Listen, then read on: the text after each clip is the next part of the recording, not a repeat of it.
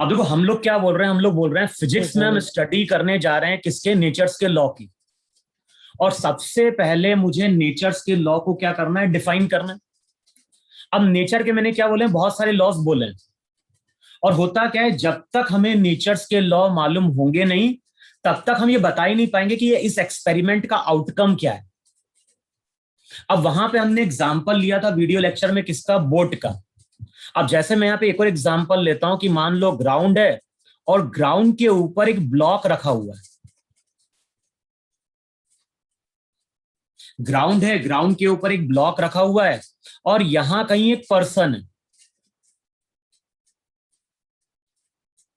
और ये जो पर्सन है ना, ये पर्सन इस ब्लॉक को यहां पे क्या कर रहा है, पुश कर रहा है।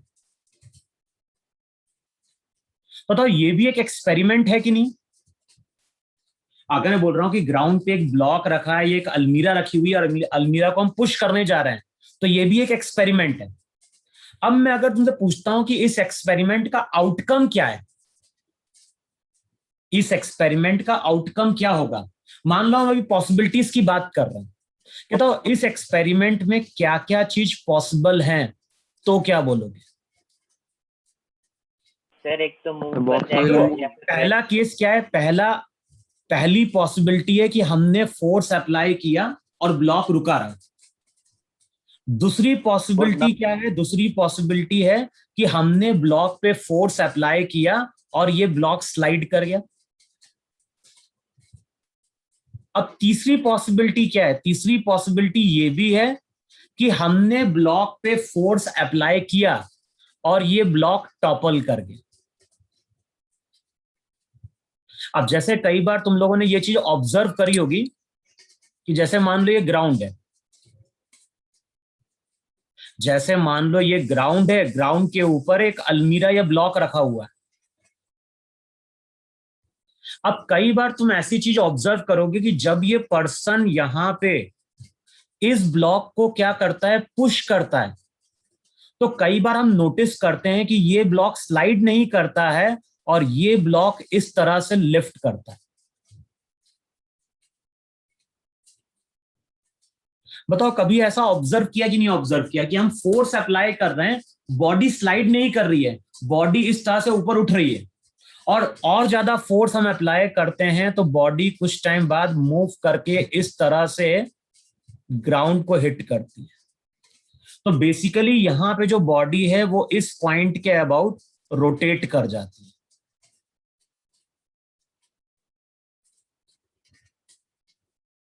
और ये जो मोशन रहता है इसको हम टॉपलिंग बोलते हैं। बताओ ये एक हमारा एक्सपेरिमेंट है और अब मैं तुमसे बोल रहा हूं कि इस एक्सपेरिमेंट का आउटकम क्या आएगा। तो इस एक्सपेरिमेंट का हम आउटकम तभी बता पाएंगे जब हमें नेचर्स के लॉ के बारे में इंफॉर्मेशन होगी। अब इतना हम लोगों ने 9th-10th में पढ़ा है कि जब भी हम किसी बॉडी को या जब भी हम कोई ब्लॉक या बॉडी की बात कर रहे हैं और ये कोई दूसरे सरफेस के कांटेक्ट में आता है तो वहां पे क्या होती है, बॉन्डिंग बनती है, जिसके कारण वहां पे डेवलप होता है फ्रिक्शन। कोई भी ऐसा सरफेस नहीं है जहां पे फ्रिक्शन डेवलप नहीं होता है। फ्रिक्शन डेवलप होता है, किसी जगह कम डेवलप होता है, किसी जगह ज्यादा डेवलप होता है। तो यहां पे जब हमने ब्लॉक को ग्राउंड पे लाके रखा तो ग्राउंड ने ब्लॉक के ऊपर क्या अप्लाई करना स्टार्ट किया, फ्रिक्शन। तो जैसे ही हम इस ब्लॉक के ऊपर फोर्स अप्लाई करेंगे तो उसी टाइम पे ग्राउंड इसके ऊपर अप्लाई करेगा फ्रिक्शन। आगे जाके देखोगे फ्रिक्शन को हम एफ से डिनोट करते हैं, स्मॉल एफ से। अब कैसे हम बोलें कि बॉडी रेस्ट में, तो रेस्ट में रहने की कंडीशन क्या है कि अगर अप्लाइड फोर्स फ्रिक्शन के बराबर है तो बॉडी रेस्ट में रहेगी। अगर अप्लाइड फोर्स ज्यादा है फ्रिक्शन से, अब ये फ्रिक्शन कौन सा है, स्टैटिक है, काइनेटिक है, वो आगे हम बात करेंगे। अभी हम सिंपली क्या बोल रहे हैं कि अगर अप्लाइड फोर्स फ्रिक्शन के बराबर है तो ये ब्लॉक रुका रहेगा। अगर अप्लाइड फोर्स फ्रिक्शन से ज्यादा है तो इस केस में ये ब्लॉक हमारा क्या कर जाएगा, स्लाइड कर जाएगा। लेकिन अगर फ्रिक्शन की वैल्यू बहुत लार्ज है, तो हम फ्रिक्शन की बात कर रहे हैं और हम बोल रहे हैं फ्रिक्शन बहुत लार्ज है, तो जब फ्रिक्शन बहुत लार्ज होता है तो उस केस में बॉडी स्लाइड नहीं करती है, और उस केस में बॉडी वहां पे क्या करती है, टॉपल करती है। तो बेसिकली हम लोग क्या कर रहे हैं, हम लोग रियल लाइफ में एक एक्सपेरिमेंट परफॉर्म कर रहे हैं, और इस एक्सपेरिमेंट का आउटकम क्या आएगा वो हम तभी बोल पाएंगे जब हमें नेचर्स के लॉ के बारे में इंफॉर्मेशन होगी। फ्रिक्शन के भी कुछ लॉज होते हैं वहां पे। तो हम लोग फिजिक्स में बेसिकली क्या स्टडी करना चाहते हैं, हम लोग स्टडी करना चाहते हैं नेचर्स के लॉ की। अगर हमें नेचर्स के लॉ मालूम है तो हम बता पाएंगे कि इस एक्सपेरिमेंट में ये चीज होगी या फिर ये चीज नहीं होगी। क्लियर इतना वहां पे? अब देखो, सबसे पहले हमें नेचर्स के लॉ को स्टडी करना है, और नेचर्स के लॉ को हम स्टडी तभी कर पाएंगे जब नेचर्स के लॉ को हम क्या कर रहे होंगे, डिफाइन कर रहे हैं।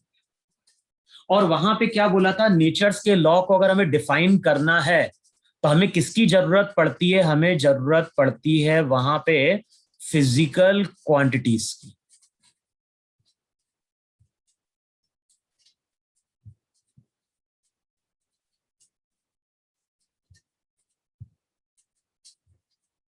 तो जब हम नेचर्स के लॉ की स्टडी करेंगे तो सबसे पहले हमें उसको डिफाइन करना है, और डिफाइन करने के लिए हमें किसकी जरूरत पड़ रही है, हमें जरूरत पड़ रही है वहां पे फिजिकल क्वांटिटीज की।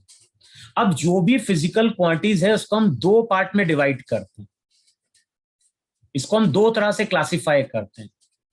एक जो क्लासिफिकेशन होता है वो होता है on the basis of direction, कि डायरेक्शन है या डायरेक्शन नहीं है। तो डायरेक्शन के बेसिस पे जब हम क्लासिफाई करते हैं तो एक को हम बोलते हैं वहां पे स्केलर क्वांटिटी, और दूसरे को वहां पे हम क्या बोलते हैं, दूसरे को हम बोलते हैं वहां पे वेक्टर क्वांटिटीज। ये जो क्लासिफिकेशन है वो purely on the basis of direction है या डायरेक्शन नहीं है। और जो दूसरा क्लासिफिकेशन होता है, एक को हम बोलते हैं फंडामेंटल,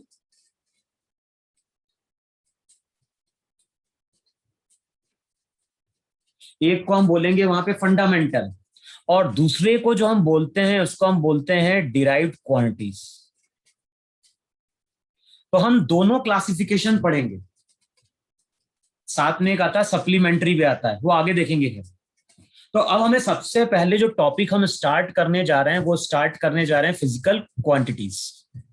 और फिजिकल क्वांटिटीज में भी हम कौन सा क्लासिफिकेशन लेने जा रहे हैं, अभी हम क्लासिफिकेशन लेने जा रहे हैं किसका, स्केलर और वेक्टर। बताओ इतना सबको क्लियर हुआ कि नहीं क्लियर हो? Yes yes sir. Yes sir. बोलते Yes, रहना, जहां पे डाउट होगा वहां पूछना मुझसे, ठीक है? तो हम लोग जो पहला टॉपिक स्टार्ट करने जा रहे हैं वो टॉपिक स्टार्ट करने जा रहे हैं फिजिकल क्वांटिटीज।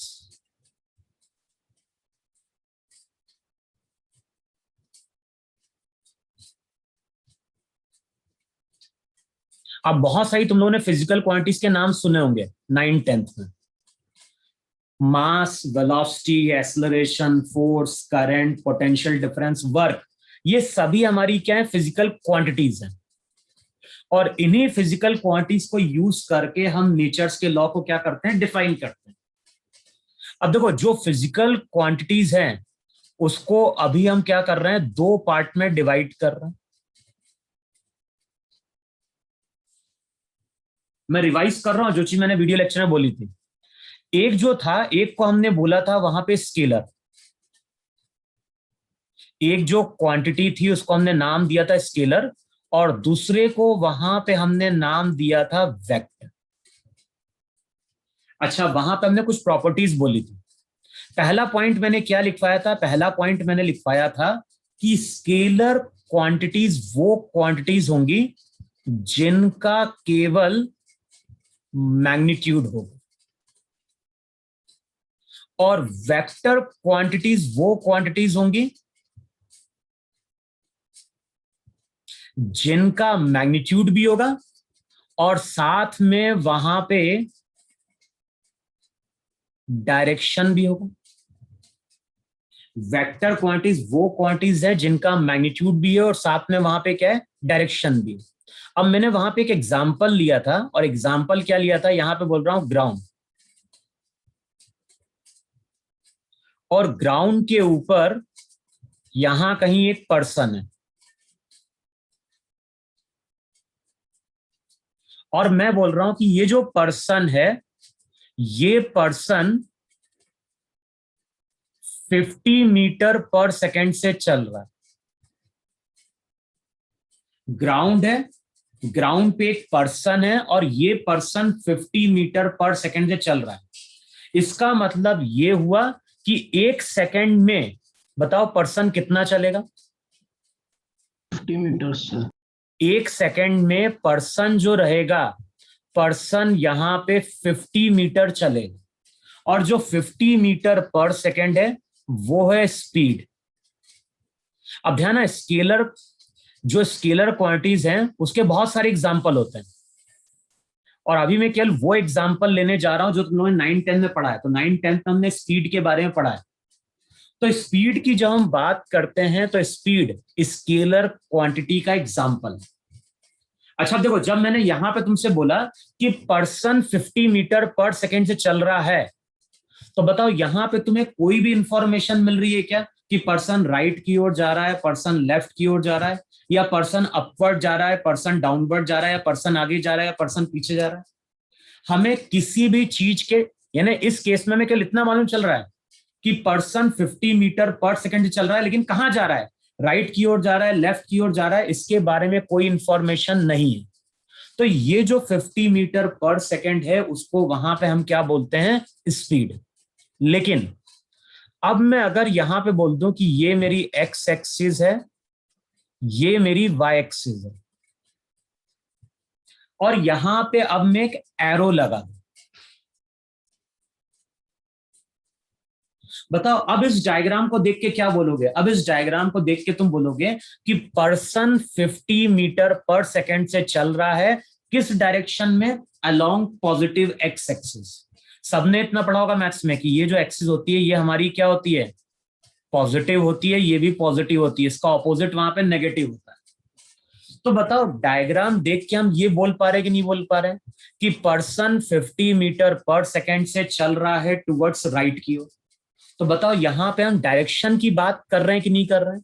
तो अब ये जो 50 मीटर पर सेकेंड होता है वो बेसिकली अब वेलोसिटी हो जाती है। तो हम लोग जो एग्जाम्पल ले रहे हैं, पहला एग्जाम्पल वेक्टर क्वांटिटी का वो ले रहे हैं, वहां पे वेलोसिटी। बताओ इतना क्लियर हुआ? अगर मैं केवल इतना बोल रहा हूं कि पर्सन 50 मीटर पर सेकेंड से चल रहा है, तो हमें डायरेक्शन के बारे में कोई इंफॉर्मेशन नहीं मिली, तो हम क्या बोलेंगे? ये स्पीड है। लेकिन अगर मैं तुमसे बोलता हूं कि पर्सन 50 मीटर पर सेकेंड से राइट की ओर जा रहा है, इसका मतलब है कि हमें डायरेक्शन के बारे में इंफॉर्मेशन मिल रही है और साथ में इंफॉर्मेशन मिल रही है मैग्नीट्यूड के बारे में, तो हम बोलेंगे 50 मीटर पर सेकेंड क्या है? वेलोसिटी। फिर देखो सेकेंड प्रॉपर्टी मैंने क्या लिखवाई थी वहां? सेकेंड प्रॉपर्टी मैंने लिखवाई थी कि मान लो हमारे पास एक कंटेनर है और इस कंटेनर में पानी भरा हुआ है। हमारे पास कंटेनर है, कंटेनर में यहां पे पानी भरा हुआ है। अच्छा मैं पूछता हूं कितना वाटर भरा हुआ है? तो मैं बोल रहा हूं कंटेनर में वाटर फिल्ड है 5 लीटर। और इतना तुम लोगों ने पढ़ा होगा 9th-10th में कि लीटर में क्या मेजर किया जाता है? वॉल्यूम। तो अगर मैं बोल रहा हूं कि कंटेनर में 5 लीटर वाटर भरा हुआ है, तो ये वॉल्यूम है कि नहीं? Yes sir. तो अब तुम लोग क्या बोलोगे? तुम लोग बोलोगे जो सेकंड एग्जांपल हम लेते हैं वो लेते हैं वॉल्यूम। अच्छा वॉल्यूम का कभी डायरेक्शन होता है क्या? अगर हम बोल रहे हैं कि कंटेनर में 5 लीटर पानी भरा है, तो कभी हम बोलते हैं कि ये लेफ्ट की ओर है, राइट की ओर है, ऊपर की ओर है, नीचे की ओर है? तो जब हम वॉल्यूम की बात करते हैं उसका कोई डायरेक्शन नहीं होता है, तो ये एक स्केलर क्वांटिटी होती है। अच्छा अब इस कंटेनर में 5 लीटर पानी पहले से ही भरा था, अब मैंने यहां पे 3 लीटर पानी या 3 लीटर वाटर मैंने और ऐड कर दिया। 5 लीटर ऑलरेडी था, 3 लीटर वाटर हमने और फिल किया। अब मैं अगर तुमसे पूछता हूं कि what is the total volume, 8 litre. अब मैं अगर 8 तुमसे लीटर, बोलता सर। हूं कि टोटल वॉल्यूम V कितना है, तो तुम बोलोगे टोटल वॉल्यूम क्या करोगे, तुम बोलोगे 5 + 3 8 लीटर बोलोगे नहीं बोलोगे? हाँ सर। पहले से 5 लीटर था, 3 लीटर और ऐड कर दिया, तो हम बोलेंगे कंटेनर में टोटल वॉल्यूम कितना है, टोटल वॉल्यूम 8 लीटर है। अच्छा, कंटेनर में 8 लीटर वाटर है और अब मैं यहां से क्या कर रहा हूं, 6 लीटर वाटर विड्रॉ कर रहा हूं। 8 लीटर पहले से आ गया है, अब हम 6 लीटर विड्रॉ कर रहे हैं। अब मैं तुमसे पूछता हूं कि अब कितना वॉल्यूम रह गया, तो तुम क्या करोगे, तुम बोलोगे 8 पहले से था, 6 चला गया, तो बचा कितना, 2। अब देखो, जब हम बोलते हैं ना, जब हम बोलते हैं कि 5 + 3 8 दे रहा है, 8 - 6 क्या दे रहा है, 2 दे रहा है, 4 + 3 क्या दे रहा है, हमेशा 7 देता है, तो इसको हम बोलते हैं सिंपल अर्थमेटिक। तो नेक्स्ट मैंने पॉइंट वहां पे यही लिखवाया था कि स्केलर क्वांटिटीज वो क्वांटिटीज होती हैं जिनका एडिशन और सब्ट्रैक्शन होता है according to simple arithmetic. Simple arithmetic क्या है, सिंपल अर्थमेटिक की 5 + 3 हमेशा 8 आएगा, 4 + 3 हमेशा 7 आएगा, 8 - 6 हमेशा क्या देगा, 2 देगा। तो स्केलर क्वांटिटीज की प्रॉपर्टीज क्या है, स्केलर क्वांटिटीज की प्रॉपर्टीज है, scalar quantities are those quantities जिनका केवल मैग्नीट्यूड है और इनका एडिशन और सब्ट्रैक्शन होता है according to simple arithmetic. Clear इतना? लेकिन अब मैं अगर तुमसे बोलता हूं कि यहां पे ग्राउंड है, ग्राउंड के ऊपर एक ब्लॉक रखा हुआ है और इस ब्लॉक के ऊपर एक तो हम फोर्स अप्लाई कर रहे हैं, मान लो 4 न्यूटन का, और इसके ऊपर एक और फोर्स अप्लाई कर रहे हैं और वो फोर्स अप्लाई कर रहे हैं मान लो 5 न्यूटन का। तो हमारे पास एक फोर्स 4 न्यूटन का है, दूसरा फोर्स 5 न्यूटन का है। अब मैं अगर तुमसे पूछता हूं कि इस ब्लॉक पे टोटल फोर्स कितना, टोटल फोर्स का मतलब है कि दोनों को हमें ऐड करना है। और अब अगर तुम बोलते हो कि 5 + 4 और तुम्हारा आंसर आता है कि 9 न्यूटन, आगे देखोगे फोर्स की यूनिट न्यूटन होती है एसआई सिस्टम में। तो अगर मैं तुमसे पूछ रहा हूं कि इस केस में ब्लॉक के ऊपर कितना फोर्स लग रहा है और तुम बोलते हो कि ब्लॉक के ऊपर 9 न्यूटन का फोर्स लग रहा है, तो ध्यान रखना ये गलत है। अब यहां पे क्या होता है, यहां पे जब हम 5 और 4 को ऐड करेंगे, अभी तक हमने पढ़ा है कि 5 + 4 हमेशा 9 देता है, लेकिन वेक्टर में जब तुम 5 और 4 को ऐड करोगे तो हो सकता है 1 बन जाए, 5 और 4 को ऐड किया हो सकता है 2 आ जाए आंसर, 5 और 4 को ऐड किया हो सकता है आंसर तुम्हारा 3.8 आ जाए, हो सकता है इन दोनों को ऐड करने पे 7 आ जाए, हो सकता है इसको ऐड करने पे 9 आ जाए। अब कितना आंसर आएगा, कैसे आएगा, वो तो हम आगे देखेंगे। लेकिन अब मैं तुमसे बोल रहा हूं कि 5 और 4 को ऐड करने पे मान लो आंसर मेरा 2 आ गया। अभी तक हमने पढ़ा है कि 5 + 4 हमेशा 9 देता है, लेकिन मैं अब तुमसे बोल रहा हूं कि 5 और 4 को ऐड किया और 5 और 4 को ऐड करने पे रिजल्ट 2 मिल गया। इसका मतलब है कि इसको हम सिंपल अर्थमेटिक के अकॉर्डिंग ऐड नहीं करते। तो वेक्टर क्वांटिटीज क्या होती हैं, वेक्टर क्वांटिटीज वो क्वांटिटीज होती है जिनका मैग्नीट्यूड है, डायरेक्शन है और इनका एडिशन और सब्ट्रैक्शन होता है according to laws of vectors. बताओ, इतना सबने वीडियो लेक्चर में देखा था कि नहीं देखा था? यस। Yes sir. अच्छा, जब हम फोर्स की बात करते हैं तो फोर्स को हम वेक्टर बोलते हैं।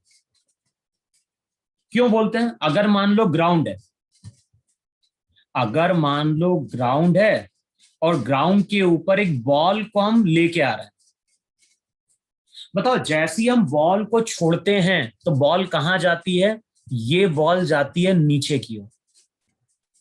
क्यों नीचे की ओर जा रही है? क्योंकि अर्थ इस बॉल के ऊपर अप्लाई कर रहा है ग्रेविटेशनल फोर्स। तो बताओ ग्रेविटेशनल फोर्स का डायरेक्शन है कि नहीं है? और हमेशा हम बोलते हैं ग्रेविटेशनल फोर्स कहां लग रहा है? Towards the centre of earth लग रहा है। तो जब हम फोर्स की बात करते हैं, फोर्स का डायरेक्शन होता है। अच्छा, अगर हम अपने वेट की बात करें तो वेट कहां एक्ट करता है? Towards centre of towards the अगर हम center of वेट the की बात करें तो वेट कहां एक्ट करता है? नीचे की ओर एक्ट करता है। वेट भी क्या है? वेट भी एक तरह का फोर्स है। तो जब हम फोर्स की बात करते हैं, इसका मैग्नीट्यूड भी है, इसका डायरेक्शन भी है। तो वेलोसिटी, फोर्स, एक्सेलरेशन, आगे हम पढ़ेंगे, ऐसी बहुत सारी क्वांटिटीज वेक्टर होती हैं। तो नेक्स्ट एग्जांपल मैंने यहां पे किसका लिया है? नेक्स्ट एग्जांपल मैंने लिया है फोर्स का। और मैंने क्या बोला है? जब भी हम फोर्स को ऐड करेंगे तो इनका एडिशन और सब्ट्रैक्शन होगा according to laws of vector. तो यहां पे जब हम 5 और 4 को ऐड करेंगे तो रिजल्ट हमेशा 9 नहीं आएगा। रिजल्ट जो रहता है, रिजल्ट 1 से लेके 9 तक कुछ भी आता है। अब ये कैसे आया, ये आगे मैं डिस्कस करूंगा। अभी केवल तुम्हें याद रखना है कि वेक्टर क्वांटिटीज को हम सिंपली ऐड सब्ट्रैक्ट नहीं कर सकते। इनको ऐड और सब्ट्रैक्ट करना है तो मुझे वहां पे वेक्टर्स के लॉस मालूम होने चाहिए। फिर देखो, इतना हम लोगों ने पढ़ा था वहां पे 10th क्लास में कि अगर मान लो यहां पे कोई कंडक्टर है, यहां पे अगर कोई कंडक्टर है और कंडक्टर को हम कनेक्ट कर रहे हैं विद अ बैटरी। अगर हमारे पास कोई कंडक्टर है और कंडक्टर को हम कनेक्ट कर रहे हैं विद अ बैटरी, तो जैसे ही हम बैटरी से कनेक्ट करते हैं तो बताओ बैटरी यहाँ पे करंट सप्लाई करती कि नहीं सप्लाई करती? हाँ सर। यस। और याद होगा जो बड़ी बार थी वो हाई पोटेंशियल प्लेट थी और ये हमारी क्या थी? लोअर पोटेंशियल प्लेट थी। Yes sir. तो अब तुम ये बताओ मुझे यहाँ पे कि जैसे हम कंडक्टर को बैटरी से कनेक्ट करते हैं तो वहां पे करंट सप्लाई करती है बैटरी। अच्छा, करंट का डायरेक्शन है कि नहीं? इस केस में तुम बोलोगे सर्किट में करंट जा रहा है लेफ्ट टू राइट।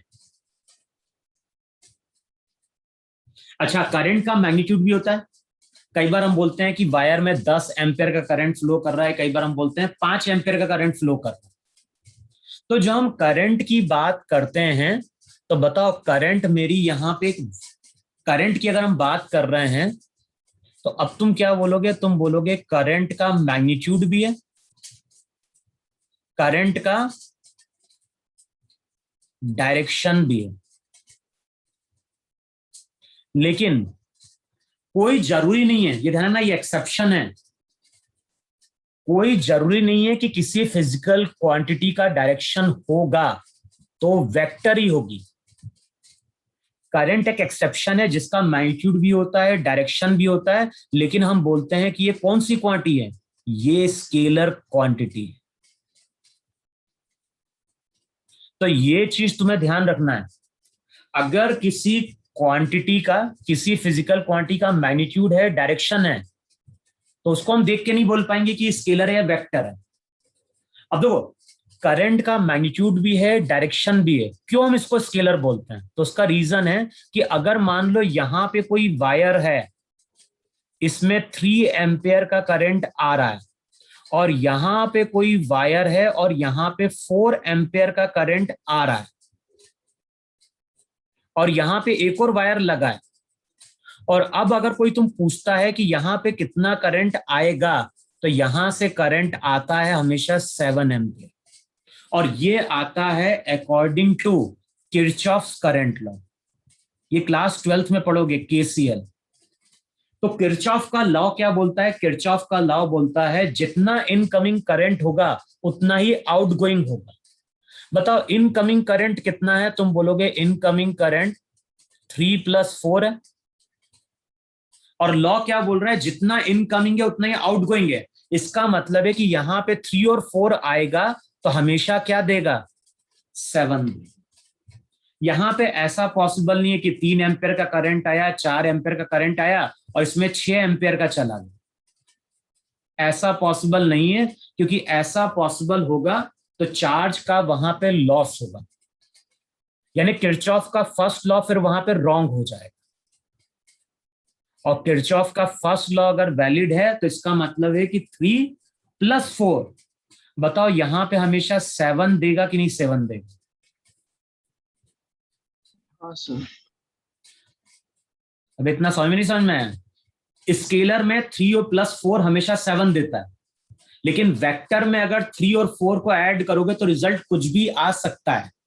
लेकिन करंट के केस में क्या है, इसका मैग्नीट्यूड है, डायरेक्शन है, लेकिन जब हम 3 और 4 को ऐड कर रहे हैं तो हमेशा आंसर 7 निकल के आ रहा है। इसका मतलब है कि इसका addition according to simple arithmetic हुआ कि नहीं हुआ? सर तो यहां से हम लोग क्या बोलते हैं, यहां से हम लोग बोलते हैं वेक्टर क्वांटिटी की डेफिनेशन। वेक्टर क्वांटिटी की करेक्ट डेफिनेशन क्या है?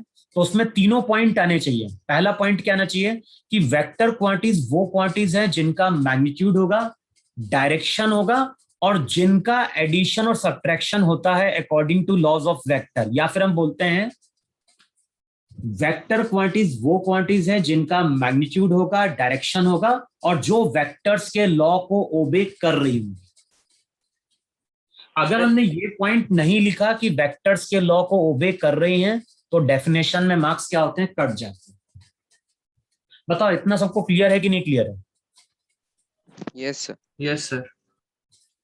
जितना अभी मैंने समझाया, अगर किसी को डाउट है तो फिर से पूछ लो। मैं सर स्केलर का हमेशा मैग्नीट्यूड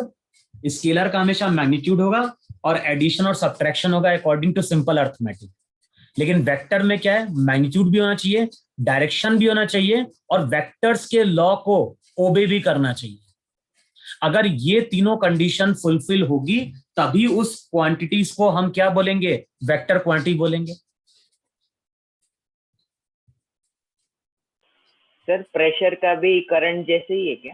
हाँ, मैंने बोला ना कि वो लॉस को ओबे करना चाहिए, वेक्टर्स के लॉस।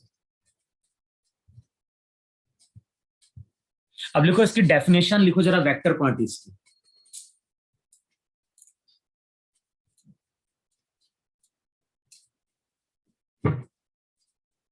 अब लिखो वहां पे वेक्टर क्वांटिटीज की डेफिनेशन, और लिखो डेफिनेशन में हम क्या बोल रहे हैं वहां पे, vector quantities are those quantities,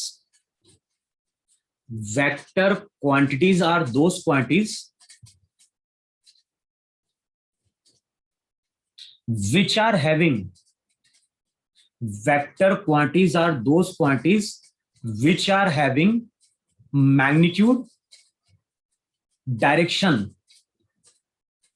Vector quantities are those quantities which are having magnitude and direction, which are having magnitude, direction and obeys the laws of vectors.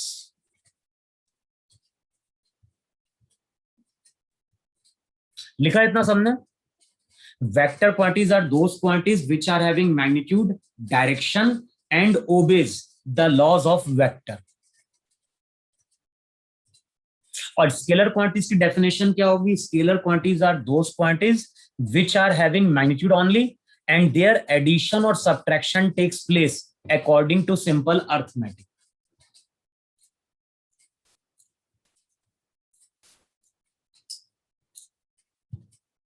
बताओ इतना नोट किया कि नहीं नोट किया?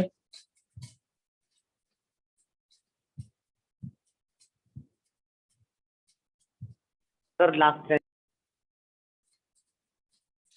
स्केलर क्वांटिटीज की definition किसकी बोल रहा है?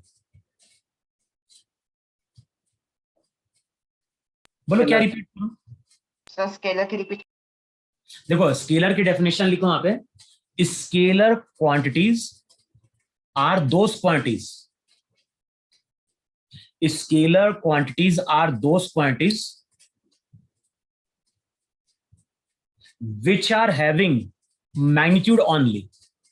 Scalar quantities are those quantities which are having magnitude only and their addition or subtraction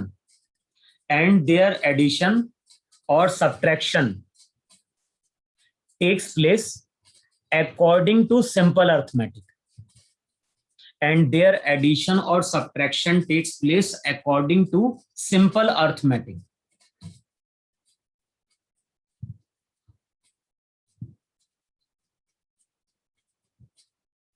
लिखा इतना सबने? Yes sir. अच्छा, नेक्स्ट पॉइंट लिखो जरा यहाँ पे।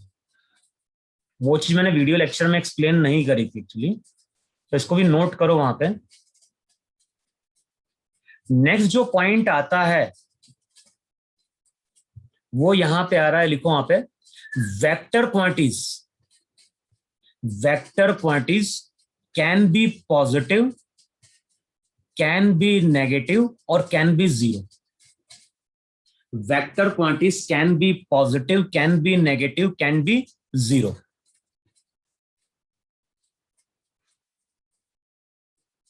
अब देखो, जब वेक्टर क्वांटिटीज पॉजिटिव नेगेटिव होती हैं या जीरो होती हैं तो क्या इंडिकेट करती है? तो ध्यान रखना, पॉजिटिव नेगेटिव ये इंडिकेट करता है डायरेक्शन को।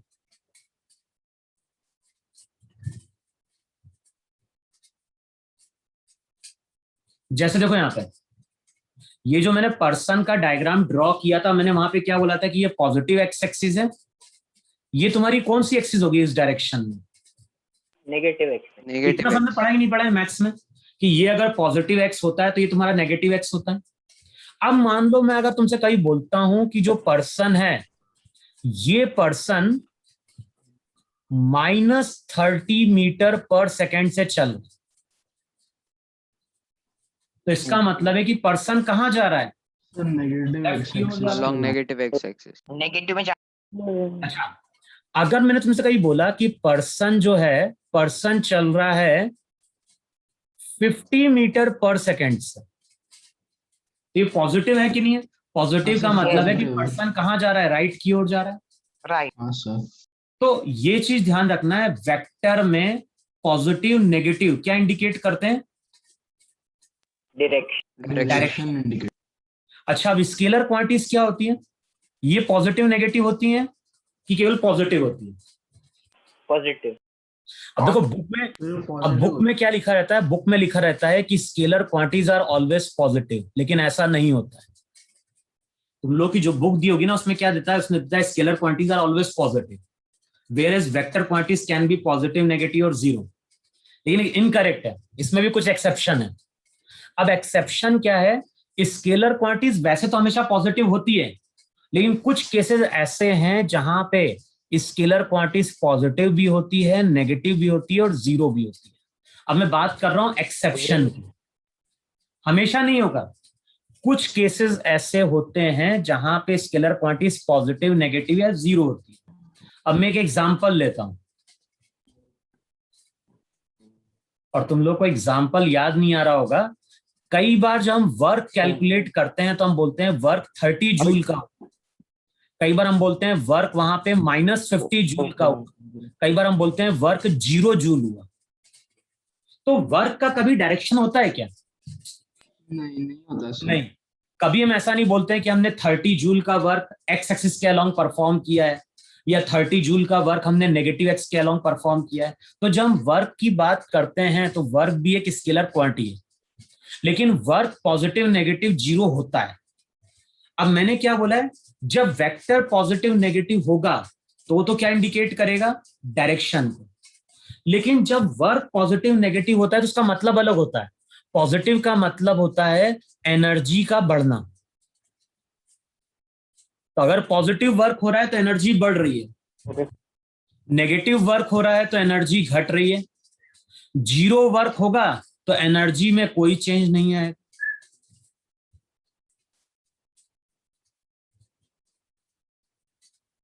क्लियर हो इतना? अच्छा, अब ऐसा नहीं कि वर्क ही केवल एक एक्सेप्शन है। एक टर्म आती है मैग्नेटिक फ्लक्स या फ्लक्स सिंपली। फ्लक्स इलेक्ट्रिक भी होता है, फ्लक्स वहां पे मैग्नेटिक भी होता है। तो एक टर्म आती है फाई, फाई को हम बोलते हैं फ्लक्स। ये पढ़ेंगे हम क्लास 12th में। अब जब हम फ्लक्स की बात करते हैं तो फ्लक्स भी पॉजिटिव होता है, नेगेटिव होता है, जीरो भी होता है। अब पॉजिटिव का मतलब यहां पे होता है एंटर करना, नेगेटिव का मतलब होता है बाहर आना, और जीरो का मतलब ना तो एंटर कर रहा है ना ही वो बाहर आ रहा है। इतना समझ में आया कि समझ में आया? Yes yes sir. इन्हें Yes, sir. स्केलर क्वांटिटीज कुछ ऐसी होती हैं जो पॉजिटिव नेगेटिव होती है, लेकिन पॉजिटिव नेगेटिव का मतलब यहाँ पे डायरेक्शन नहीं है, यहाँ पे पॉजिटिव नेगेटिव का मतलब फिर कुछ अलग है। लेकिन वेक्टर क्वांटिटीज अगर पॉजिटिव नेगेटिव है तो ये उसका केवल डायरेक्शन। बताओ इतना सबको समझ में नहीं समझ में?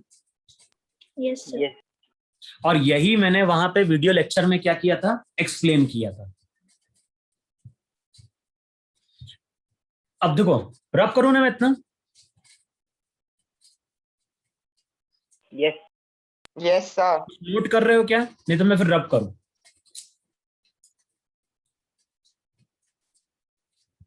नोट कर रहे सर। क्या नोट कर चुके ना? हाँ रब करूं अब? ओके सर चलो अब देखो, हम लोग जो टॉपिक पढ़ने जा रहे हैं फिजिकल क्वांटिटीज में भी, अभी हम क्या पढ़ने जा रहे हैं? अभी हम पढ़ने जा रहे हैं वेक्टर्स। तो नेक्स्ट यहां पे हेडिंग डालो वहां पे वेक्टर्स।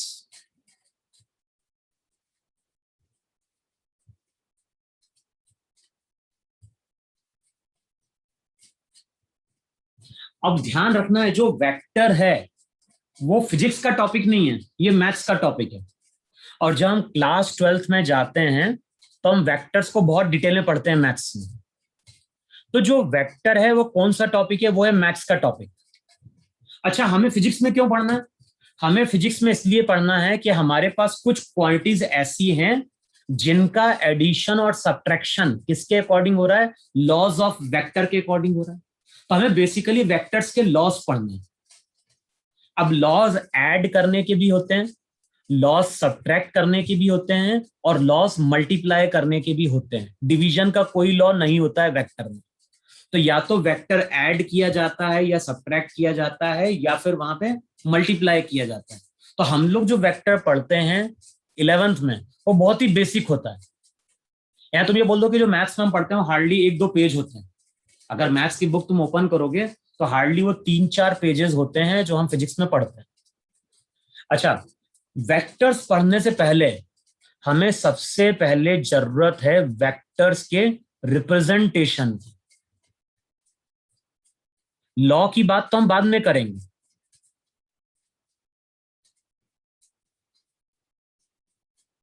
तो हम लोग सबसे पहले बात करने जा रहे हैं वेक्टर रिप्रेजेंटेशन। हम लोग जो टॉपिक पढ़ने जा रहे हैं वेक्टर। और वेक्टर में सबसे पहले हमें देखना है कि वेक्टर को हम रिप्रेजेंट कैसे करेंगे। अब जो वेक्टर रिप्रेजेंटेशन होता है उसका मतलब क्या है? अगर मैं कभी तुम्हें बोलता हूं कि वेक्टर को रिप्रेजेंट करो, तो वेक्टर को रिप्रेजेंट करने का मतलब है कि हमें दो चीज के बारे में इंफॉर्मेशन मिलनी चाहिए। एक तो हमें इंफॉर्मेशन मिलनी चाहिए अबाउट इट्स मैग्नीट्यूड,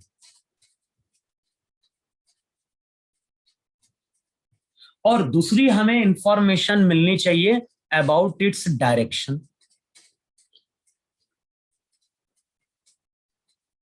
बताओ इतना क्लियर हो नहीं क्लियर हो सबको? अगर मैं तुमसे कहीं बोलता हूं कि वेक्टर को रिप्रेजेंट करो, तो इसका मतलब क्या है? इसका मतलब है कि हमें दो चीज के बारे में इंफॉर्मेशन मिलनी चाहिए। इंफॉर्मेशन मिलनी चाहिए अबाउट इट्स मैग्नीट्यूड, और दूसरी हमें इंफॉर्मेशन मिलनी चाहिए अबाउट इट्स डायरेक्शन। हाँ सर। बताओ इतना सबको समझ में आया कि समझ में आया?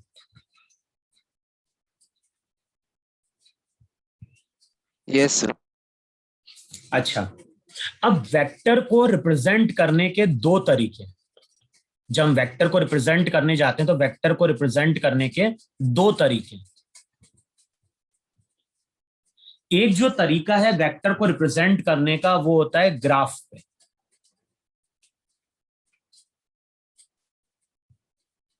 तो जब हम वेक्टर को रिप्रेजेंट करते हैं तो वेक्टर को हम कई बार ग्राफ पे रिप्रेजेंट करते हैं। तो वेक्टर को रिप्रेजेंट करने के दो तरीके हैं। फर्स्ट जो मेथड है वो ग्राफिकल है, और उसमें हम करते क्या, उसमें हम सिंपली इस तरह का एक एरो ड्रॉ कर देते। तो अगर हमें वेक्टर को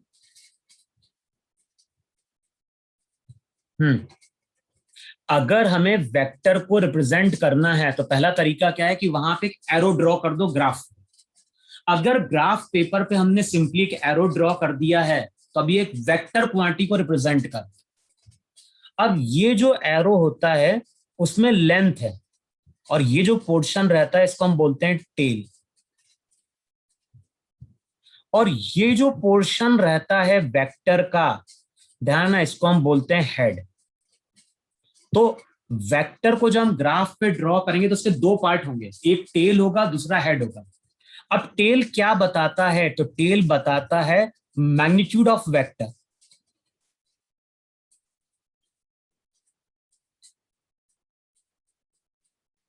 टेल क्या बता रहा है, टेल बता रहा है उस वेक्टर का मैग्नीट्यूड। और हेड क्या बताता है, तो हेड बताता है डायरेक्शन।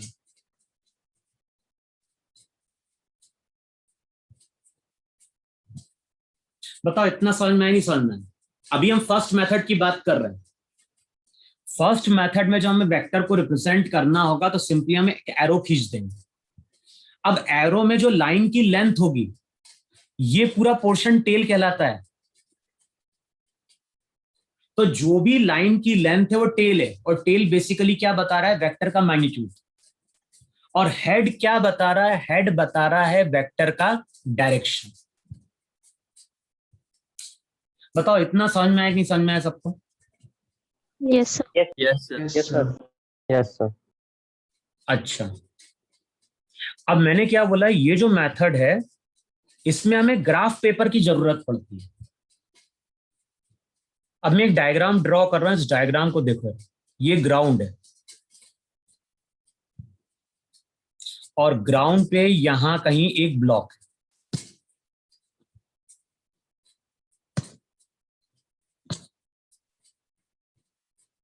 और ये जो ब्लॉक है, इस ब्लॉक पे हम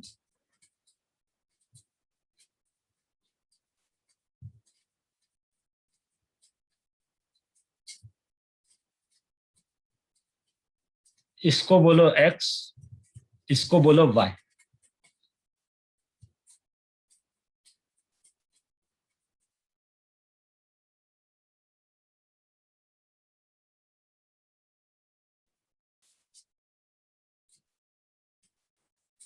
अच्छा, अब मैं क्या बोल रहा हूं कि ग्राउंड है, ग्राउंड पे एक ब्लॉक है, ब्लॉक पे हम 10 न्यूटन का फोर्स अप्लाई कर। अच्छा, तो डायग्राम देख के तुम क्या बोलोगे?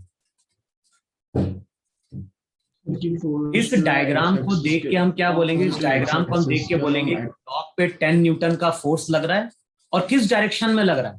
तो तुम Along बोलोगे along 10 positive न्यूटन का x-axis. फोर्स लग रहा है अलोंग पॉजिटिव।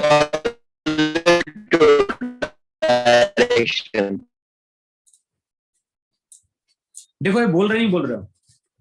इस डायग्राम को देख के हम बोल रहे हैं कि ब्लॉक पे 10 न्यूटन का फोर्स आ रहा है, और किस डायरेक्शन में आ रहा है? ये 10 न्यूटन का फोर्स आ रहा है अलोंग पॉजिटिव एक्स एक्सिस।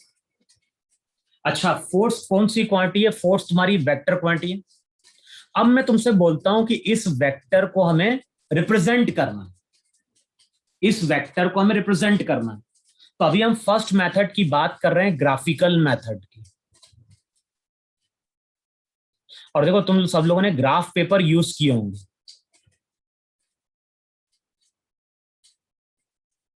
अब देखो ग्राफ पेपर जब यूज करते हैं तो वहां चेक करना है, इस तरह के डिवीजन दिए होते हैं, स्क्वायर्स बने रहते हैं वहां पे। वे सबने ग्राफ पेपर यूज की नहीं उसके 9th-10th में? हाँ sir, Yes, sir. Yes, sir. तो जब हम ग्राफ पेपर यूज करते हैं, बताओ वहां पे स्क्वायर बना रहता है नहीं रहता है? Yes. रहता है। और कभी भी तुम इस स्क्वायर की लेंथ चेक करना, स्केल से तुम ये लेंथ चेक करना, ये जो लेंथ रहती है वो 1 सेंटीमीटर की होती है। तो जो स्क्वायर होता है वो स्क्वायर मेरा 1 सेंटीमीटर का होता है। अब देखो जब भी हम ग्राफ पेपर यूज करते हैं तो वहां पे याद होगा हम लोग स्केल चूज करते थे।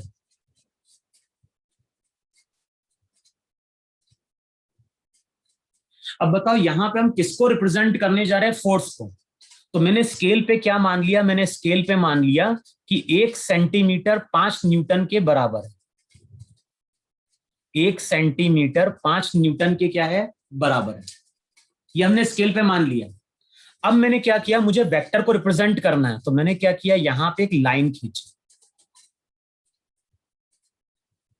अब डायग्राम देख के बताओ इस लाइन की लेंथ कितनी है? 2 सेंटीमीटर। 2 सेंटीमीटर। अच्छा, 1 सेंटीमीटर 5 न्यूटन के बराबर है कि नहीं? हाँ Yes. सर। तो इस लाइन की लेंथ 10 न्यूटन है कि नहीं? Yes. Yes sir. अब मैंने यहां पे हेड भी लगा दिया। तो अब तुम क्या बोलोगे, तुम बोलोगे न्यूटन में फोर्स मेजर करते हैं, तो हम बोलेंगे ये एरो क्या बता रहा है, तो तुम बोलोगे ये एरो बता रहा है 10 न्यूटन फोर्स को जो पॉजिटिव एक्स के अलोंग एक्ट कर। यस। बताओ है कि नहीं है? यहां पे जब मैंने एरो खींचा तो मुझे दोनों चीज की इंफॉर्मेशन मिली। मुझे पता चला कि 10 न्यूटन का फोर्स है और ये पॉजिटिव एक्स के अलोंग लग रहा है। हाँ सर। तो अभी इस ग्राफ पेपर पे हम फोर्स को रिप्रेजेंट कर रहे हैं। अच्छा फिर से चेक करो यार, यहां पे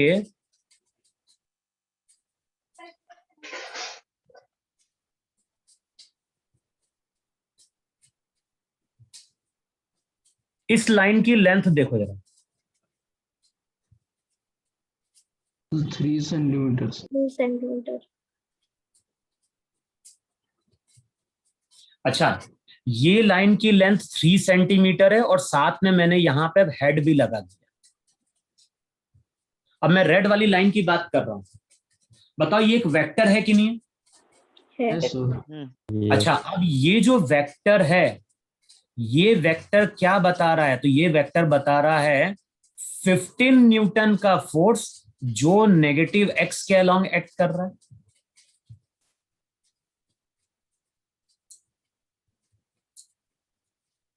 अरे बोलो हाँ या ना? हाँ. Yes, sir. 15 न्यूटन का फोर्स है जो नेगेटिव एक्स के अलोंग वहां पे क्या कर रहा है, एक्ट कर रहा है। यस। इतना सबको क्लियर है, क्लियर हो? हाँ सर। Yes sir. अच्छा अब मैं फिर से यहां पे एक एरो ड्रॉ कर रहा हूं।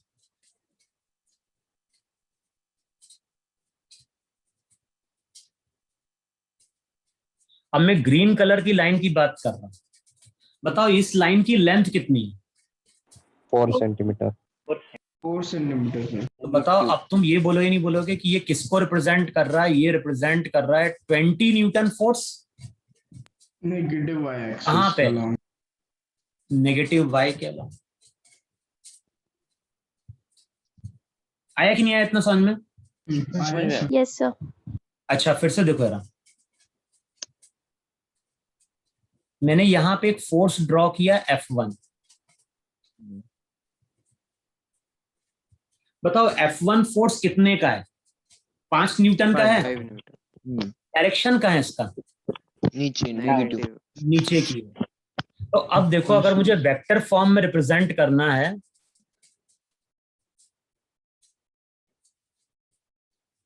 बताओ ये जो मैंने एरो ड्रॉ किया है इसकी लेंथ कितनी है? 1 सेंटीमीटर। 1 सेंटीमीटर। 1 सेंटीमीटर। बताओ अब तुम यही बोलोगे नहीं बोलोगे कि ये क्या बता रहा है? 5 न्यूटन का फोर्स along ये नेगेटिव बता रहा है 5 न्यूटन का फोर्स जो एक्ट कर रहा है अलोंग नेगेटिव वाई। तो इतना समझ में आया कि नहीं समझ में आया कि जब भी हम वेक्टर को इस तरह से रिप्रेजेंट करेंगे तो ये बताएगा मैग्नीट्यूड और ये क्या बताएगा, डायरेक्शन। ये बताएगा वहां पे डायरेक्शन।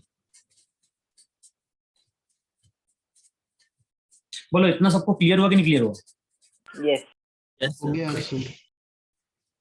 अब ये जो मेथड है, ये मेथड तो पहला मेथड है वेक्टर को रिप्रेजेंट करने का, लेकिन जब हम क्वेश्चन सॉल्व करते हैं फिजिक्स में तो कभी भी हम इस मेथड को यूज नहीं कर पाते। भाई जब हम न्यूमेरिकल सॉल्व करते हैं 11th 12th में, कभी हम ग्राफ पेपर यूज करते हैं क्या? नहीं यूज करते। 11th 12th में जो ग्राफ पेपर रहता है वो केवल लैब में यूज किया जाता है। जब हम एक्सपेरिमेंट परफॉर्म करते हैं वहां पे हमें ग्राफ ड्रॉ करना होता है, कर्व ड्रॉ करना होता है किसी चीज का। लेकिन जब हम न्यूमेरिकल सॉल्व करते हैं तो कभी भी हम ग्राफ पेपर यूज नहीं करते। तो वेक्टर को रिप्रेजेंट करने का तरीका है, लेकिन जब हम न्यूमेरिकल सॉल्व करेंगे तो इस तरीके को हम कभी भी यूज नहीं करते। अब जो दूसरा तरीका है वेक्टर को रिप्रेजेंट करने का, हम उसकी बात कर, इसको रब करूं मैं? Yes sir. अब हम लोग बात करने जा रहे हैं सेकंड मेथड की।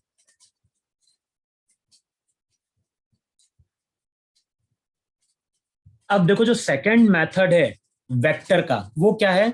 हम कोई भी अल्फाबेट लें, अब वो तुम्हारे ऊपर है, ए बी सी डी, कोई भी अल्फाबेट। तो मान लो मैंने एक अल्फाबेट लिया एफ। अब ध्यान, अल्फाबेट तुम कोई सा भी यूज कर सकते हो, ए बी सी डी, या तो कैपिटल लेटर यूज कर लो या स्मॉल लेटर यूज कर लो, कुछ भी यूज कर लो। तो अब मैं क्या कर रहा हूं, मैंने एक सिंपली एक अल्फाबेट लिया, या ऐसा करो ज्यादातर केस में वो ए से डिनोट करता है, हम ले कुछ भी सकते हैं। तो मान लो मैंने यहां पे लिया एक अल्फाबेट ए। अब दूसरा तरीका क्या है? कोई भी अल्फाबेट लो और उसके ऊपर एरो का साइन पुट कर दो। तो अगर किसी अल्फाबेट के ऊपर अगर तुमने एरो का साइन पुट कर दिया तो वो एक वेक्टर क्वांटिटी बन गया। अभी तक हमने क्या बोला? एरो के थ्रू हम वेक्टर को रिप्रेजेंट कर रहे हैं। अब मैंने क्या बोला? मैंने बोला कि कोई भी एक अल्फाबेट लो और उस अल्फाबेट के ऊपर एरो का साइन लगा दो। तो जब उस अल्फाबेट पे एरो का साइन प्लेस करोगे तो वो तुम्हारी क्या होगी? एक वेक्टर क्वांटिटी बन जाएगी। अच्छा, कुछ बुक ऐसी होती हैं जो फॉरेन ऑथर की बुक होती है। तो जो फॉरेन ऑथर की बुक होती है उसमें वो क्या करता है? बोल्ड यूज करता है। बोल्ड का मतलब क्या है? इसको थोड़ा थिक कर देगा वो, ऐसा।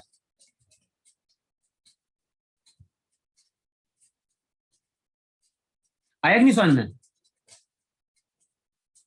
वेक्टर को जो दूसरा तरीका है वो क्या है? कोई भी अल्फाबेट लिखो, उसके ऊपर एरो का साइन प्लेस कर दो या फिर उसको बोल्ड कर दो।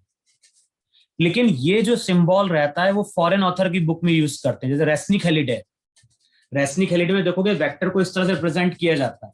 लेकिन हम लोग मोस्टली क्या कर रहे हैं? इंडियन ऑथर की बुक यूज कर रहे हैं। मॉड्यूल में भी देखोगे वेक्टर को इस तरह से रिप्रेजेंट किया गया। तो हम ये वाला सिंबल यूज करेंगे। क्लियर? हम लोग ये सिंबल यूज नहीं कर रहे होंगे, बोल्ड वाला। अच्छा, दूसरी टर्म लिखो वहां पे। अगर हमने सिंपली अल्फाबेट लिखा है, अगर हमने सिंपली अल्फाबेट लिखा है तो वेक्टर को रिप्रेजेंट नहीं कर रहा है, वो रिप्रेजेंट कर रहा है magnitude of vector.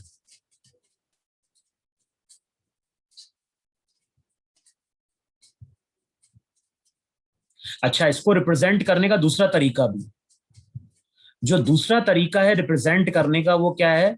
Vector quantity के आगे मॉड का साइन लगा दो।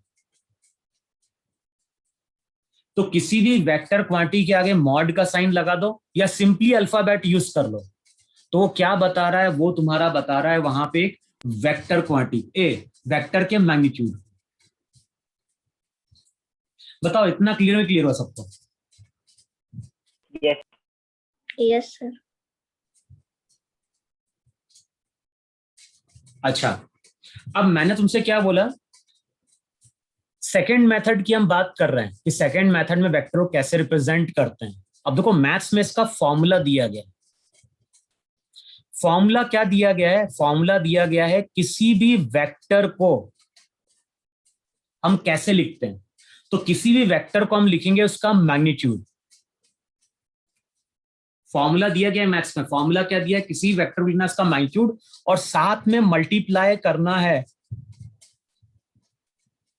साथ में मल्टीप्लाई करना है n कैप्स। तो ये मैथ्स में वेक्टर का फॉर्मूला दिया गया है। तो किसी भी वेक्टर को हम क्या लिखते हैं, किसी भी वेक्टर को हम लिखते हैं उसका मैग्नीट्यूड, साथ में मल्टीप्लाई करते हैं n कैप, इसको n कैप रीड करते हैं, और n कैप का मतलब होता है यूनिट वेक्टर। n कैप को हम क्या लिख रहे हैं, n कैप को हम लिख रहे हैं unit vector along the direction of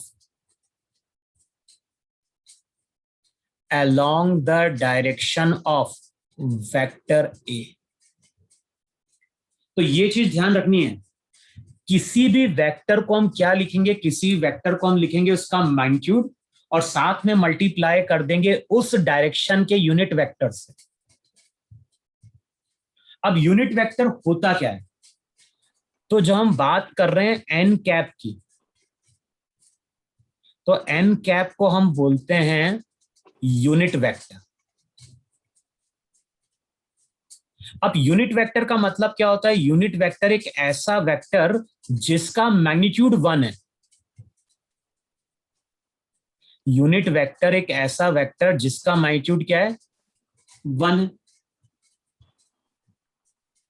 अगर फोर्स होगा तो 1 न्यूटन, डिस्टेंस होगा तो 1 सेंटीमीटर, 1 मीटर, स्पीड होगा तो 1, वेलोसिटी होगा तो 1 मीटर पर सेकेंड। तो यूनिट वेक्टर क्या है, यूनिट वेक्टर एक ऐसा वेक्टर है जिसका मैग्नीट्यूड कितना है, 1 है। अब मैथ्स में 3 यूनिट वेक्टर दिए गए, एक को बोलता है वो आई कैप, दूसरे को बोलता है जे कैप, और तीसरे को बोलता है के कैप। मैथ्स में 3 यूनिट वेक्टर दिए गए, एक दिया गया है आई कैप, दूसरा दिया गया है जे कैप, तीसरा वहां पे दिया गया है के कैप। अब जनरली हम लोग क्या करते हैं, इसको हम डिनोट करते हैं पॉजिटिव एक्स, पॉजिटिव वाई, और इस डायरेक्शन में आता है पॉजिटिव जेड। अब आई कैप क्या है, तो आई कैप वहां पे यूनिट वेक्टर है, इसका मैग्नीट्यूड 1 है, लेकिन ये इंडिकेट करता है पॉजिटिव एक्स।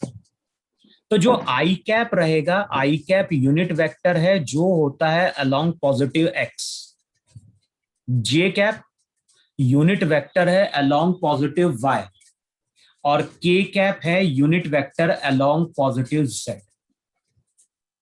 तो किसी भी वेक्टर को हमें लिखना क्या है, हमें लिखना है उसका मैग्नीट्यूड, साथ में हम मल्टीप्लाई करेंगे उस डायरेक्शन का यूनिट वेक्टर। यूनिट वेक्टर 3 है, आई कैप, जे कैप, के कैप। आई कैप का मतलब एक ऐसा वेक्टर जिसका मैग्नीट्यूड 1 है, लेकिन ये इंडिकेट कर रहा है पॉजिटिव एक्स को। जे कैप पॉजिटिव वाई को। के कैप, तो के कैप रिप्रेजेंट कर रहा होगा वहां पे पॉजिटिव जेड। लेकिन कई बार हम यूज करते हैं वहां पे माइनस आई कैप, कई बार यूज करते हैं माइनस जे कैप, और कई बार हम यूज करते हैं माइनस के कैप। माइनस आई कैप का मतलब होता है कि ये नेगेटिव एक्स को रिप्रेजेंट करेगा, ये रिप्रेजेंट करेगा नेगेटिव वाई को, और ये रिप्रेजेंट करेगा नेगेटिव जेड को। बताओ इतना सबको क्लियर हुआ कि नहीं क्लियर हुआ? Yes, sir. अब जैसे देखो पहला डायग्राम देखो यार, जो हमने पहला डायग्राम ड्रॉ किया था उसमें क्या था, ग्राउंड था,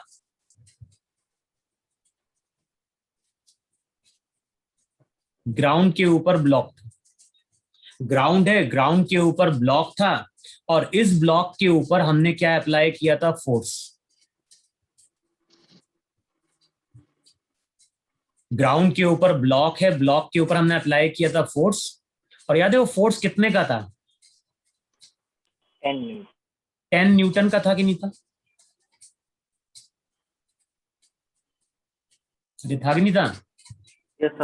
Yes, तो मैंने वहां पे केवल सिंपली अल्फाबेट यूज किया कि नहीं यूज किया यहाँ पे? और मैंने क्या बोला है कि अगर केवल अल्फाबेट है तो वो बताता है मैग्नीट्यूड।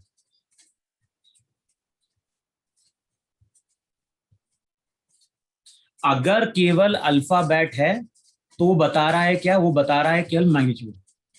अब मैं अगर तुमसे बोलता हूं कि इस फोर्स को वेक्टर फॉर्म में लिखो, अगर तुमसे बोलता हूं कि इस फोर्स को वेक्टर फॉर्म में लिखो, तो हम क्या लिखेंगे? फोर्स को जनरली एफ से डिनोट करते हैं, इसके ऊपर एरो लगा दो। अब फॉर्मूला क्या है उसका? मैग्नीट्यूड 10, साथ में मल्टीप्लाई करना है उस डायरेक्शन का यूनिट वेक्टर। बताओ ये किसको इंडिकेट कर रहा है? तो जो 10 न्यूटन का फोर्स है पॉजिटिव एक्स के अलोंग है, और पॉजिटिव एक्स के अलोंग यूनिट वेक्टर क्या है? तो बताओ 10 आई कैप, यही तुम्हारा फोर्स है कि नहीं? फोर्स है।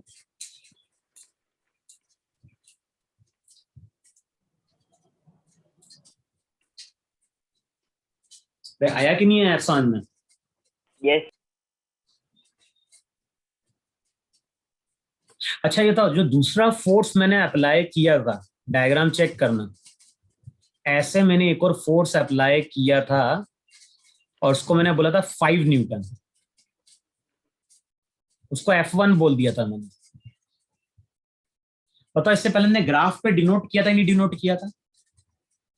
यस अब इस F1 को अगर वेक्टर फॉर्म में लिखना है तो हम क्या करेंगे? इसके ऊपर एरो लगा देंगे पहले तो। अच्छा मैग्नीट्यूड कितना है? तो तुम बोलोगे मैग्नीट्यूड इसका है 5। किससे मल्टीप्लाई करें? मल्टीप्लाई करें यूनिट वेक्टर से। बताओ 5 न्यूटन कहां लेक्ट कर रहा है? पॉजिटिव वाई या नेगेटिव वाई?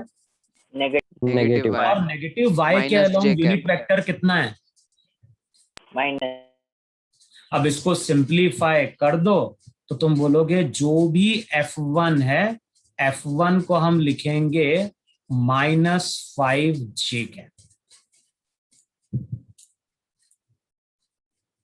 देखो इतना समझ में नहीं समझ में आ रहा है? अच्छा फिर से डायग्राम देखो यार।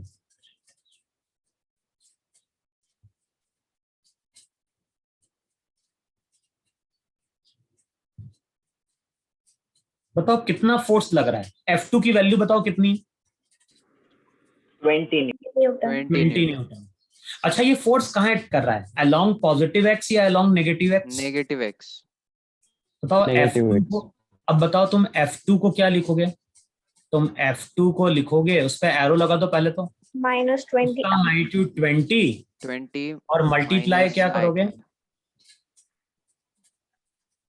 माइनस आई कैप तो F2 की वैल्यू वेक्टर फॉर्म में बताओ कितनी है? ये है -20 आई कैप।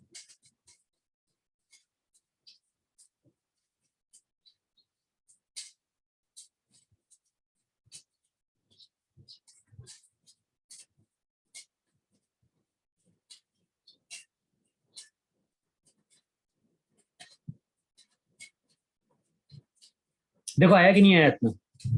यस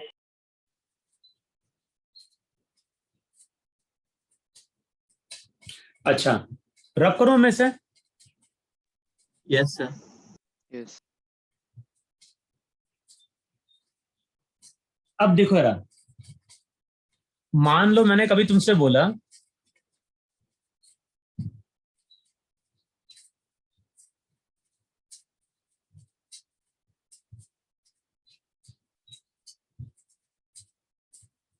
अगर मैंने बोला कि एक ब्लॉक है, ब्लॉक पे फोर्स लग रहा है 30 जे कैप। बताओ क्या पता चला हमें? एक तो हमें ये पता चला कि फोर्स का मैग्नीट्यूड कितना है, तो तुम बोलोगे फोर्स का मैग्नीट्यूड 30 न्यूटन 30 न्यूटन है।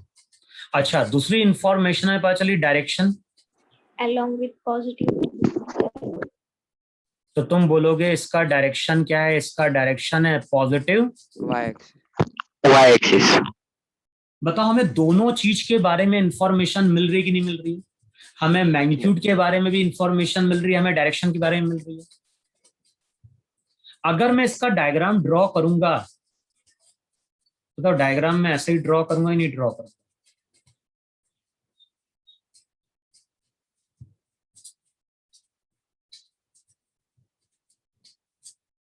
बताओ यही इसका डायग्राम है कि नहीं? 30 न्यूटन का फोर्स है, पॉजिटिव वाई के अलोंग एक्ट कर रहा है।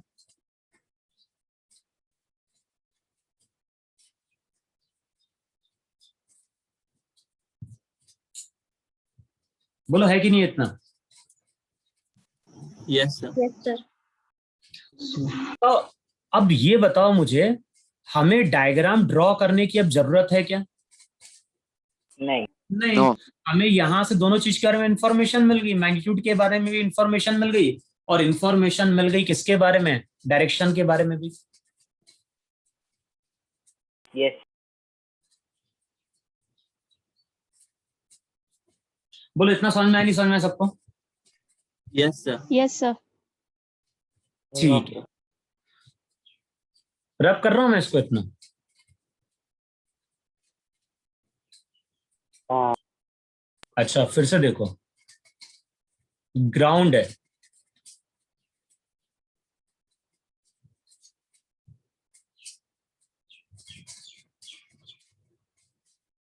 यहां पे एक पर्सन है,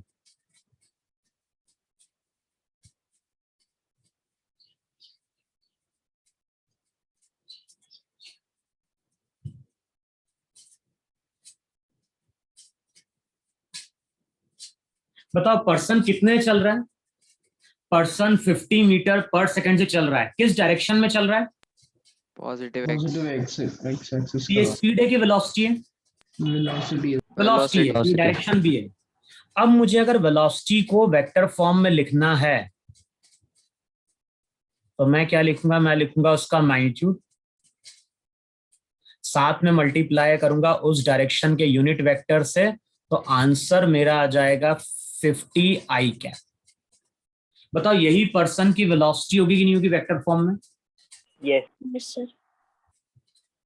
फिर देखो ग्राउंड है, ग्राउंड के ऊपर एक बॉल है, ग्राउंड है, ग्राउंड के ऊपर एक बॉल है। बताओ जैसे ही हम बॉल को छोड़ते हैं, बॉल कहां जाती है? नीचे की ओर जाती है, नहीं जाती है? बॉल का एक्सेलरेशन क्या होता है? बॉल का एक्सेलरेशन जी होता है, जी की वैल्यू थी 9.8 मीटर पर सेकंड स्क्वायर।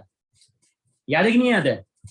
Yes. अर्थ के ऊपर अगर हम किसी बॉडी को Yes, sir. छोड़ते हैं तो अर्थ उस बॉल के ऊपर अप्लाई करती है फोर्स, फोर्स के कारण आता है एक्सेलरेशन, और उसी को हम बोलते थे एक्सेलरेशन ड्यू टू ग्रेविटी। अब बताओ हम बोलेंगे बॉल का एक्सेलरेशन, Free fall. हाँ फ्री फॉल है, बॉल का एक्सेलरेशन वेक्टर फॉर्म में क्या लिखना है? तो तुम बोलोगे इस केस में बॉल का एक्सेलरेशन अगर वेक्टर फॉर्म में लिखना है तो हम लिखेंगे 9.8 और साथ में मल्टीप्लाई कर दो यूनिट वेक्टर माइनस जे कैप को। तो वेक्टर फॉर्म में बताओ वैल्यू यही आएगी कि नहीं आएगी? -9.8 जे कैप। Sir. हाँ सर वेक्टर फॉर्म में मैग्नीट्यूड का यूनिट नहीं लिखते? नहीं नहीं, वो लिखने की जरूरत नहीं है। अरे वैसे अगर चाहो तो 50 आई कैप बाद में लिखो मीटर पर सेकंड, फिर यहां पे लिखोगे मीटर पर सेकंड स्क्वायर। लेकिन अगर नहीं लिखोगे तब भी चल जाएगा, ऐसा कोई हार्ड एंड फास्ट रूल नहीं है कि यूनिट लिखना है। लेकिन मान लो अगर कोई न्यूमेरिकल सॉल्व कर रहा है, देखो होता है क्या, मान लो कोई न्यूमेरिकल सॉल्व कर रहा है, न्यूमेरिकल में बोल रहा है कि बॉडी की वेलोसिटी 50 आई कैप है, तो फिर हमें बताना पड़ेगा कि मीटर पर सेकंड है या फिर सेंटीमीटर पर सेकंड है। अभी तो मैंने डायग्राम में तुम्हें यूनिट ऑलरेडी लिख के दी कि नहीं दी?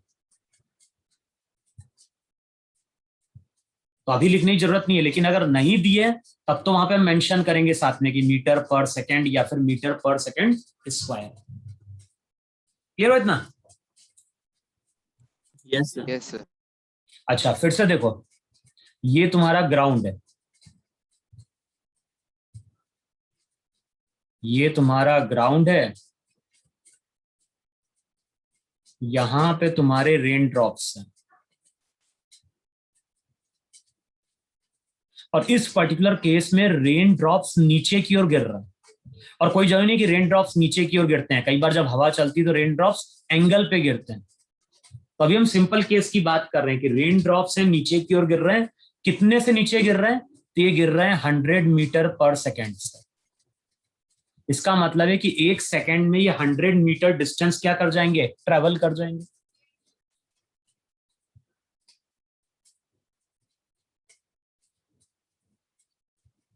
Yes. आया तो समझ में?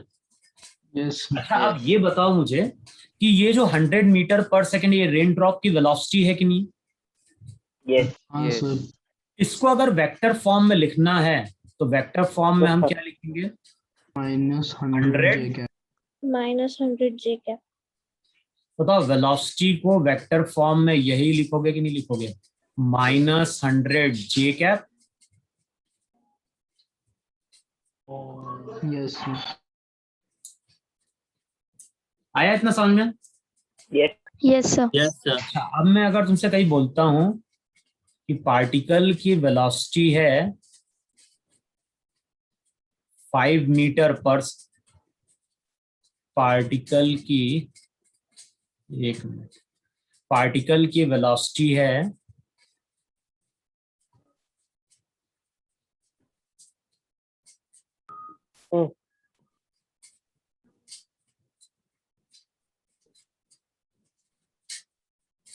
हमारे पास एक पार्टिकल है, ये पार्टिकल है, पार्टिकल की वेलोसिटी कितनी दी है? तो I- 5 मीटर पर सेकंड। वेलोसिटी का डायरेक्शन क्या है? तुम बोलोगे वेलोसिटी का direction, Positive x। Positive. Positive x के अलोंग। और ए का डायरेक्शन क्या है? नेगेटिव x के Negative अलोंग। Negative x. बताओ यही डायग्राम होगा ही नहीं होगा? वी राइट की ओर, ए लेफ्ट की ओर। हाँ सर। Yes. अच्छा मान लो अगर मैं यहाँ पे ऐसा चेंज कर दूं,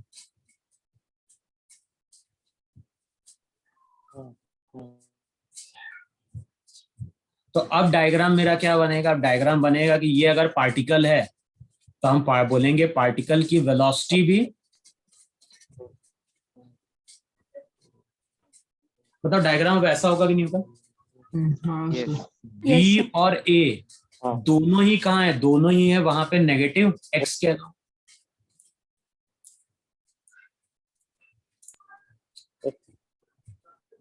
देखो इतना समझ में आया नहीं समझ में?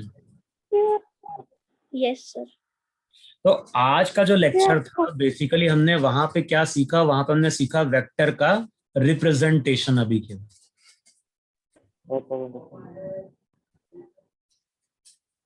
और हम लोग कौन सा तरीका यूज करेंगे वेक्टर को रिप्रेजेंट करने का? हम लोग जो वेक्टर को रिप्रेजेंट करने का तरीका यूज करेंगे वो यूज करेंगे, किसी वेक्टर को लिखेंगे उसका मैग्नीट्यूड और साथ में मल्टीप्लाई करेंगे उस डायरेक्शन का यूनिट वेक्टर। अच्छा ये मैंने कुछ सिंपल केसेस लिए हैं, जब हम थर्ड और फोर्थ लेक्चर में आएंगे तो हम देखेंगे कोई जरूरी कौन है। कई बार बताओ डायग्राम ऐसा भी बन सकता है कि नहीं बन सकता है?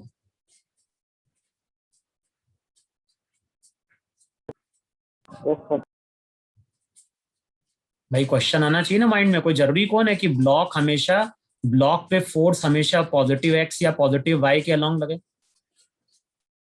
कई बार ऐसा हो सकता है, नहीं हो सकता है कि जो फोर्स है, फोर्स जो है, बताओ यहाँ पे फोर्स कितना लग रहा है? 10 न्यूटन का, लेकिन कितने एंगल पे लग रहा है? 30 डिग्री सर। 30. अब इसको भी तो वेक्टर फॉर्म में रिप्रेजेंट करना पड़ेगा आगे जाके।